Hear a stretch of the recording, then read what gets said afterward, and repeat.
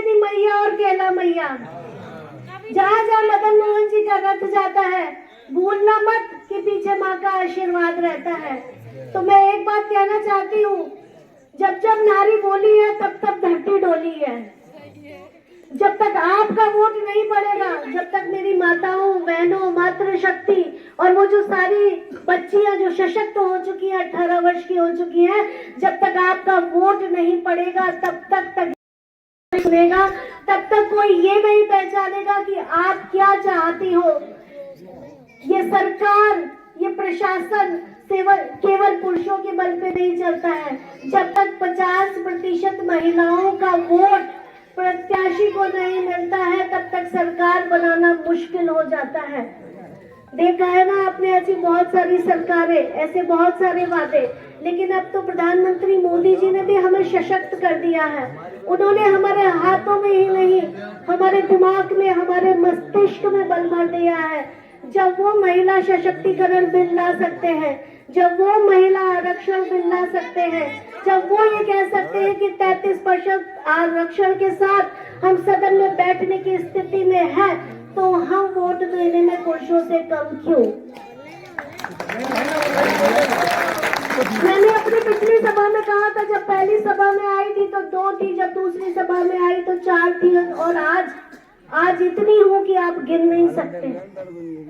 तो मेरी ये बढ़ती हुई संख्या ये आपको संदेशा देती है, आपको ये अंदाजा लगाने पर मजबूर कर देती है कि महिलाओं की शक्ति भी कम नहीं होती, चाहे भाजपा का प्रत्याशी हो या कांग्रेस का प्रत्याशी हो।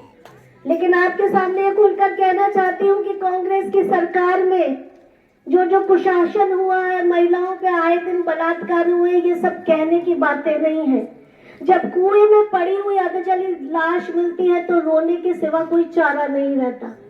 अभी परसों भी हरमाड़ा में एक बलात्कार हुआ चलती हुई बस में, और जब उसे बेहोश करके पटक दिया तो रोने के सिवा कोई चारा नहीं बचता। तो अपने दिमाग पर जोर डालिए और ये सोचिए कि मुझे किसको वोट देना है, कौन हिंदू है, कौन सनातनी है, कौन है जो मेरे सर पर भगवा देख सकता है, कौन है जो मेरे मंगलसूत्र और मेरे सिंदूर की रक्षा कर सकता है। वैसे तो इसकी रक्षा करने के लिए मैं खुद ही सक्षम हूँ, लेकिन इसे अनंत काल तक अक्षुण्ण रखने के लिए मेरे कौन साथ दे सकता है?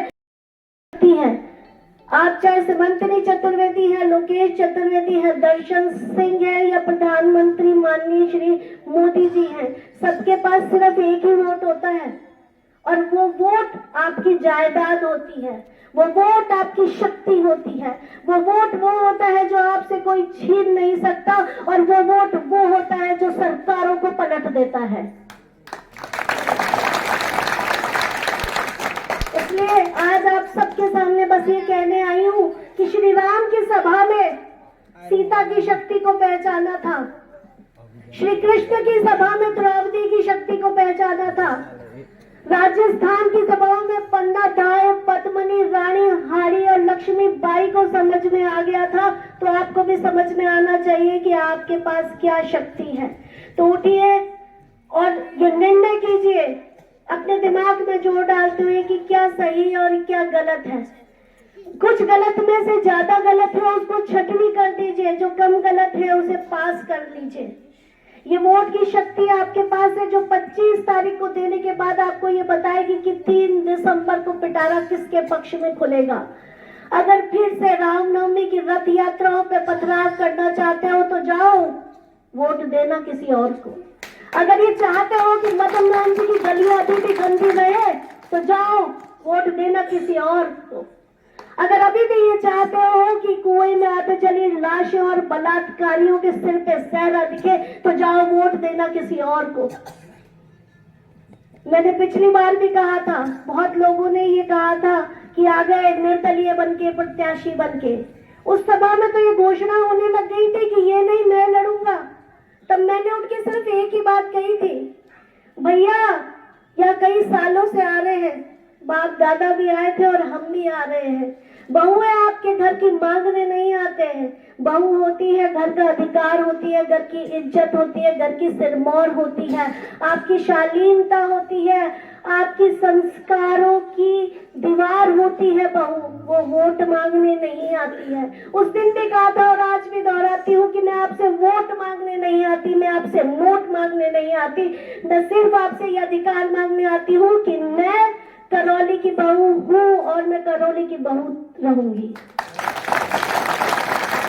ना मैं कोई प्रत्याशी थी बढ़िया हूँ, ना एससी हूँ, ना एसटी हूँ, ना ओबीसी हूँ तो भारत की रहने वाली एक नागरिक हूँ जिसे वोट देने का अधिकार है और ये शक्ति मुझसे कोई नहीं छीन सकता है। इसलिए जागिए, अपने नेत्रों को, अपने मस्तिष्क को झकझोरिए और जो पिछले 5 सालों में अखबारों की परतों को लाल की हुए खबरें आई थी उन सबको पढ़िए और फिर सोचिए कि मेरे बेटे का और मेरी बेटी का भविष्य क्या होगा। अगर भारत को तीसरे नंबर की इकोनॉमी बनाना चाहते हो, हर भारत के को ये चाहते हो कि हर बार वो वर्ल्ड कप का मैच जीते, ये चाहते हो कि इन सड़कों पे मेरी बेटी भी बाइक चलाते हुए घूमे और ये चाहते हो कि यहाँ मेरे गांव करौली, सायपुर, कीरतपुरा में भी लड़कियों के लिए कॉलेज हो, तो समझ कर वोट देना।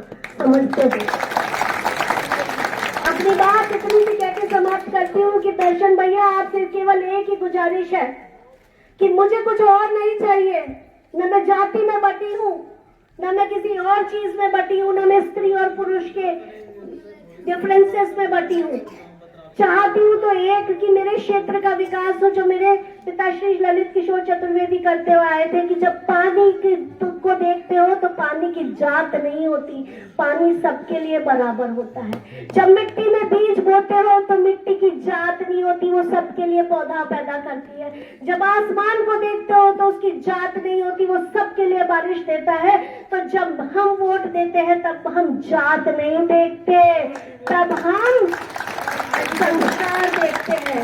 तो दर्शन जी इतना कीजिएगा कि मेरे क्षेत्र का विकास कीजिएगा, आपके साथ, मेरे भाइयों के साथ, मेरे गांव के साथ, मेरे करौली के साथ, मेरे देश के साथ मैं कदम दर कदम खड़ी हूँ। इसके लिए मुझे अपना बलिदान देना पड़े तो उसके लिए भी मैं निश्चित तौर पे खड़ी हूँ। लेकिन पिछली बार भी कहा था और आज भी कहती हूँ, मेरे पर लांछन मत लगाइएगा कि मैं वोट मांगने आई हूँ। मैं वोट मांगने नहीं आई हूँ, मैं आपका साथ मांगने आई हूँ। ये कहने आई हूँ कि जो भी वोट दो 25 तारीख को सोच कर देना, क्योंकि ये तुम्हारी शक्ति है, तुम्हारी संपत्ति है और तुम्हारी वोट शासन प्रशासन को हिला सकती है, पलट सकती है। जय माता, जय हिंद।